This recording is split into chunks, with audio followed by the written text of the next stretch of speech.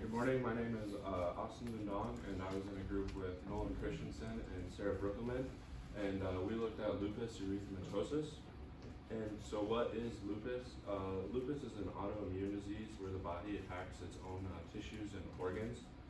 This causes an inflammatory response by the immune system, and that can lead to a negative effect on the body systems and the organs. It has the capability to negatively affect joints, the lungs, brain, kidneys, skin, blood cells, and the heart.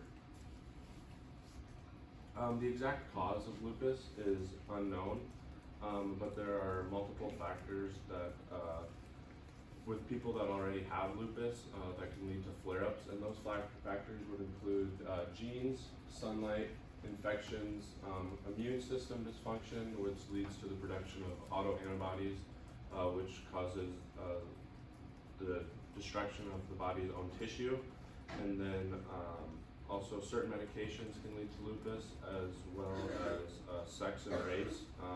It is often more common in women and African Americans, Hispanics, and Asia Americans. And it also has the capability to affect all ages, but is most prevalent in individuals who are in the age range of 15 to 45. There are four main types of lupus. These types are called discoid lupus erythematosus, also known as DLE, and this most frequently affects the skin, the face, scalp, and ears, and this causes a skin rash with inflammation and also can lead to scarring. Drug-induced lupus is the second type, and this is caused by the use of some medications. It can go away shortly after drug use is stopped, and usually you don't have any issues after you quit taking those drugs. Cutaneous lupus, that is sores on areas of the skin that is exposed to the sun. And then systematic lupus erythematosus, also known as SLE, leads to issues within the joints, skin, blood cells, brain, heart, lungs, and is also the most common type of lupus.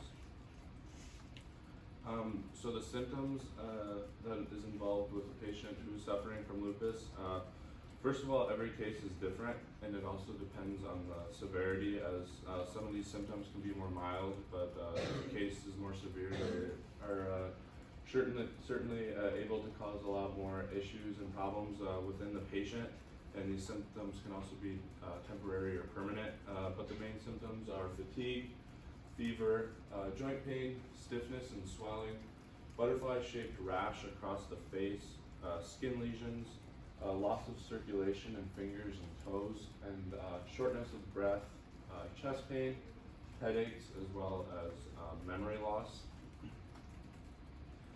And so the diagnosis of lupus can be different, as the symptoms many times vary from patient to patient, but there are a lot of symptoms that are very common and frequent in these patients, so when those are noted, that can lead to an easier diagnosis. But first of all, a physical exam would be one of the first things done by a physician. Complete blood count can also be done, as it's looking for low signs of anemia, which is commonly associated with lupus. Also, the count of white blood cells or platelet count can also be an indication of lupus if those counts are low. Urinalysis can also be done, especially for patients who are suffering from SLE, as so that the kidneys and the liver can be checked. And then also a chest x-ray and echocardiogram can be ordered to observe how the heart and the lungs are working. The treatment of lupus, it depends on the signs and symptoms of the patient. There is no exact cure, but there are things that can be done to prevent the severity of it.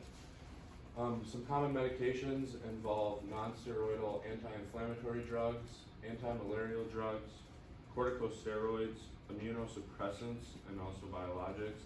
And then physical therapy would also be key for someone who is suffering from systematic lupus, as that many times affects the joints and can cause stiffness and swelling in the joints. So it's important for those people to stay moving and to stay active and keep their joints working properly. And then the prognosis and follow-up of lupus. The survival rates of patients are considerably good. 80 to 90% of people can expect to live a normal life. And as I mentioned a little bit ago, there's no known exact cure, but things can be done to prevent flare-ups and issues that come along with lupus. Also therapy for those who require it and are suffering from SLE. And then it's important for the patient to follow the instructions of the physician, take medications, and also to know when to seek help if they are suffering from a flare-up from any of the factors that was mentioned earlier.